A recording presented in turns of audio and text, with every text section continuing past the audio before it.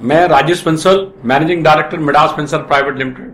आज जब interest rate fix deposit के काफी नीचे गिर चुके हैं, 8% से 5% के करीब आ चुके हैं, और अगर रियल रिटर्न की बात करें तो नेगेटिव हो चुकी है क्योंकि इन्फ्लेशन और टैक्सेशन को अगर कंसीडर करें, और दूसरी तरफ अगर इक्विटी मार्केट को देखें तो वो नए नए हाई पे नए हाई बनाती जा रही है। ऑलमोस्ट पिछले 16-17 महीने में मार्च 20 के लो से ऑलमोस्ट डबल से ज्यादा बढ़ चुकी है।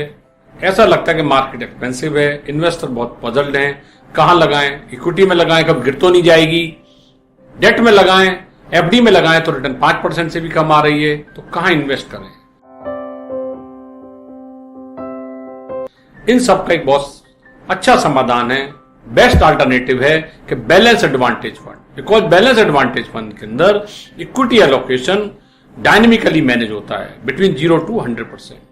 100% कब हो सकता था? जब मार्केट में मार्च 20 जैसी सिचुएशन आती जहां मार्केट शार्पली गिर गई थी, तब उस समय फंड में 100% इक्विटी कर देता।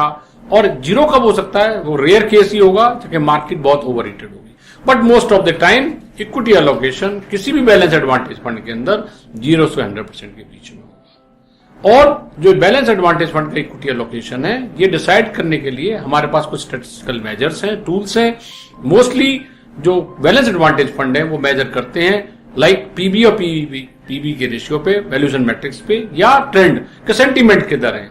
कुछ balance advantage fund future earning को भी देख के इक्विटी एलोकेशन का डिसाइड करते हैं। बैलेंस एडवांटेज फंड इन्वेस्टर के बिहेवियर को सेटिस्फाई करते हैं क्योंकि मोस्ट ऑफ द टाइम जब मार्केट ऊपर चल रही होती है तो इन्वेस्टर की कोशिश होती है ज्यादा इक्विटी में लगाऊं, जबकि फाइनेंशियल रिस्क ज्यादा होती है, उसे उस समय कम लगाना चाहिए।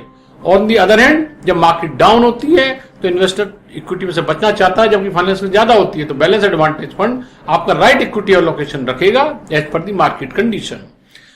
बैलेंस एडवांटेज फंड में एक अच्छी बात यह भी है कि इनमें टैक्सेशन इक्विटी का मिलता है क्योंकि इक्विटी फंड की तरह क्लासिफाई होते हैं, तो लॉन्ग टर्म कैपिटल गेन पे आपको 10% टैक्स देना पड़ेगा अगर गेन 1 लाख से ज्यादा है। और एक बैलेंस एडवांटेज फंड एक टिपिकल कैश फ्लो का अच्छा सोर्स हो सकते हैं। जो लोग रेगुलर कैश फ्लो चाहते हैं वो इसके अंदर एसडब्ल्यूपी की तरह पैसा ले सकते हैं। अगर हम एक डाटा को एनालाइज करें कि किसी ने 1 करोड़ रुपया लगाया, 1 साल इन्वेस्टेड रहा और उसके बाद अगले साल से 6% पर एनम का एसडब्ल्यूपी लेता है, तो जो उसे कैश फ्लो आएंगे उस पर कोई कैपिटल गेन नहीं, टैक्स नहीं देना पड़ेगा क्योंकि कैपिटल गेन 1 लाख से कम होगा, तो इससे ज्यादा अच्छी कोई प्रोडक्ट नहीं हो सकता। तो market can fluctuate, your peace of mind should not. तो बैलेंस एडवांटेज फंड एक अच्छा अल्टरनेटिव ऑप्शन है फिक्स डिपॉजिट के सामने। Thank you. Mutual fund investments are subject to market risks. Read all scheme related documents carefully.